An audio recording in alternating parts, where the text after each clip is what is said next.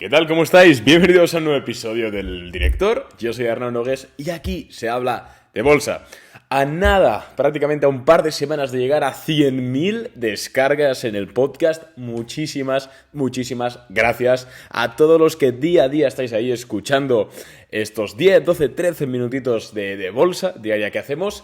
Sé que es contenido gratuito, es contenido diario gratis, es algo que hago porque a mí me gusta, porque me encanta hablar y porque mi novia está hasta los cojones de escucharme hablar de bolsa. Entonces decidí hacer el podcast y aunque sea gratuito y hay mucha gente que cobre o lo que sea, sí que es cierto que al final es gracias a vosotros. Yo trabajo en el podcast, pero lo importante aquí es los oyentes, el feedback que me dais en redes sociales, en Twitter e Instagram, las valoraciones que me dais, de verdad, muchas gracias. Siento que estoy profundamente en deuda con vosotros y aquí seguiremos durante mucho tiempo más siendo pues el tío de la bolsa en Spotify. Bien, ¿qué tal? ¿Cómo estáis? En este podcast vamos a hablar, como ya comentamos ayer, vamos a comentar los sectores, o al menos que yo considero que son interesantes para posicionarse o para plantear posicionarse o para potenciar, en el caso de que ya estemos posicionados en esta, digamos, segundo trimestre, ¿no?, del año 2022. Hemos visto que los primeros 3 meses de este año no han sido para nada positivos para los mercados, pero sí que es cierto que estas 2 últimas semanitas, ayer, por cierto, tuvimos un día muy bueno otra vez en bolsa, también en la cartera de Boring Capital, pues yo que sé, Sea Limited subiendo un 7, NIO subiendo un 8, Baba un 10, Facebook un 3, Amazon otro 3, bueno, muy bien la cartera, la verdad, full verde ayer, y pues estas dos, perdón, que no sé ni hablar, en estas 2 últimas semanas hemos asistido rebotes muy fuertes y de hecho ya estamos en niveles de antes de la invasión rusa. Entonces sí que es cierto que pues todo apunta a que tarde o temprano vamos a volver a máximos históricos. Algo que de alguna u otra forma ya predijimos en este podcast alrededor de febrero o así, donde me acuerdo que me tacharon de loco, ¿pero qué estás diciendo tú? Y eventualmente pues vamos a tener razón de nuevo.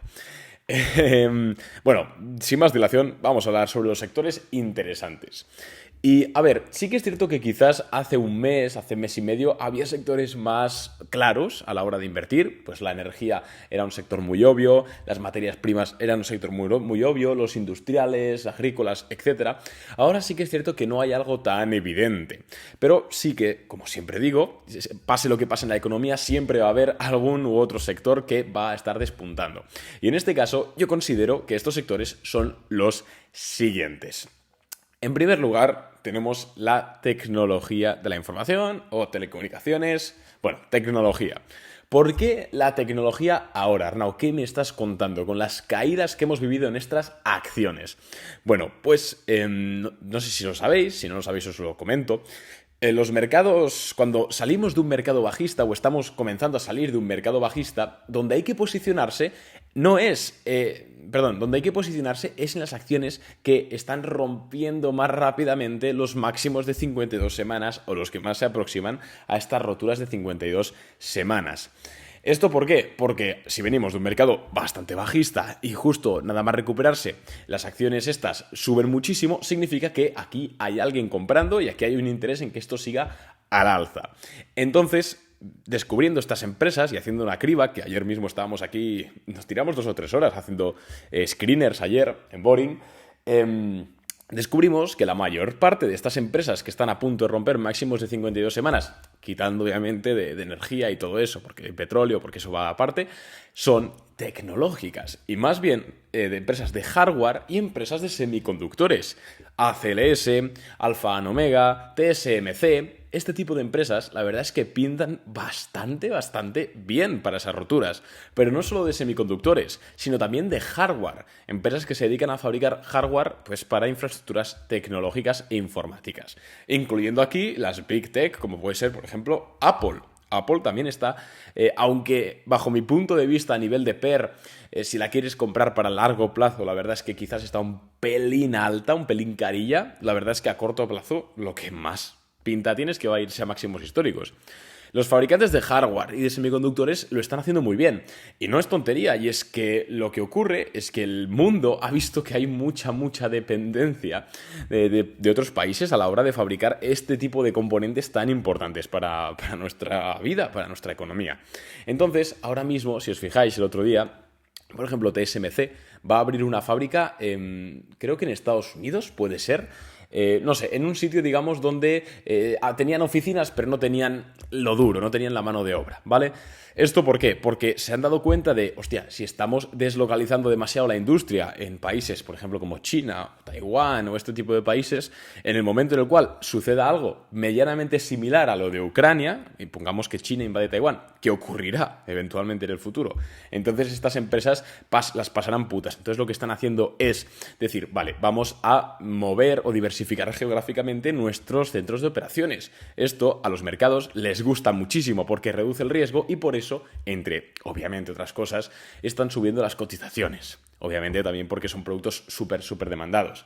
Ayer salió la noticia de que Intel, no sé si os acordáis de Intel, qué empresa es, que lleva 2 añitos prácticamente desaparecida, desde que Apple realizó los Apple Silicon, lleva prácticamente desaparecida, pues ayer salió la noticia de que se están poniendo serios para volver a ser los líderes en semiconductores. La verdad es que viene un periodo bastante interesante en los semiconductores. También está por ahí Qualcomm, también está Nvidia, por ahí viene algo interesante. Pero desde luego yo sé que hay mucho fan de Nvidia, hay mucho fan de este tipo de compañías. Yo no compraría ahora mismo acciones a largo plazo ni de Nvidia ni de Qualcomm. ¿Por qué? Porque ambas empresas, sí, están desarrollando Neural Engines, están desarrollando tema de inteligencia artificial, tema de, sobre todo, aplicaciones inclusive para el metaverso. Eso es cierto, pero el main business, el negocio principal, tanto de Nvidia como de Qualcomm y de empresas similares, es al final la fabricación del chip. Y ojo, porque obviamente a niveles de rendimiento altos, pues nadie va a superar a Nvidia, ¿vale? O al menos de momento. Pero sí que es cierto que a nivel de usuario, fijaros, Apple, la empresa, lo que lleva haciendo un par de años ya con sus procesadores Apple Silicon, que en un chip están integrando GPU, CPU, y la verdad es que funcionan súper bien. Entonces, cuidado, porque quizás esta nueva arquitectura se expanda y quite cuota de mercado a empresas como Nvidia o empresas como Qualcomm. Así que cuidadito por ahí, porque sí que veo mucho, digamos, motivado entre comillas, ¿no? Con amor, con Nvidia y tal. Tengan cuidado, porque además no está cotizando barata para nada. Ahora sí, me gustan otras empresas de semiconductores. Pues eso, Axtelistec, que es ticker ACLS, que la llevamos en Boring Capital durante un tiempo. Nos saltó el stop, ahora está en máximos históricos, lástima, pero en el tema de la guerra a Ucrania pues nos sacudió bastante. Alfa and Omega me gusta. Bueno, este sector tiene bastantes buenas perspectivas. Pero bueno, dejando a un lado el tema de los semiconductores y del hardware, hay otras empresas que también tienen pinta de que se van a comportar bastante bien, y son las empresas agrícolas. Sí que es cierto que hay una gran mayoría de ellas que ya están extendidas, que ya han tenido mucho rally, y esto es principalmente valga la redundancia, a la guerra de Ucrania. Ya sabéis que Ucrania y Rusia son de los mayores productores de cereales, entre pues, trigo, etcétera, maíz, sobre todo que proporcionan a Europa y a esas zonas de ahí. Son de los principales productores. Entonces, ¿qué pasa? Que los países han dicho, ostras, si ocurre algo así, o el conflicto escala, o en el día de mañana hay un conflicto similar, lo que ocurre es que subirá el pan en mi país y pues esto son consecuencias catastróficas. Entonces, la mayoría de países lo que están diciendo es, ostras, vamos a invertir más en agricultura, vamos a subvencionar más a los agricultores. Y esto está claramente beneficiando a empresas que se dedican a eso.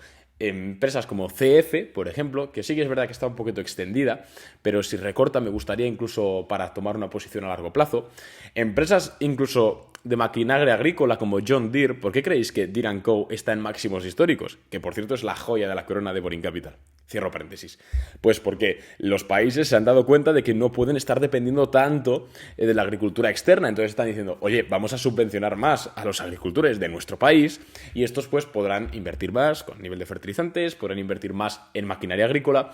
En definitiva, me parece un sector bastante interesante para invertir. Sí que es cierto que, insisto, ahora mismo quizás está un poquito extendido. Nosotros hemos vendido el 25% de nuestra posición en John Deere con una ganancia del 16% en Boring Capital. Pero sí que es cierto que si hay un recorte volveremos a entrar porque me parece un sector que lo va a petar en los siguientes meses y posiblemente años. A ver, y luego otros sectores que quizás son un poquito más clásicos, pues quizás las Big Tech también van a funcionar bastante bien. ¿Por qué? Porque tenemos un problema de inflación, es cierto, pero las Big Tech son las empresas que menos les afecta este problema de inflación. Y es que si Google sube las tasas publicitarias un 8% de precio, que es la inflación, los anunciantes no van a dejar de anunciarse en Google. ¿Por qué? Porque es que, ¿dónde te vas? No hay competencia. Igual en Facebook, igual ocurre en Microsoft, porque si Microsoft sube, yo qué sé, un 10% el precio de Office, la gente lo va a pagar igual. No hay competencia. Igual Apple, si sube el precio de sus iPhones un 8%, la gente lo va a pagar exactamente igual.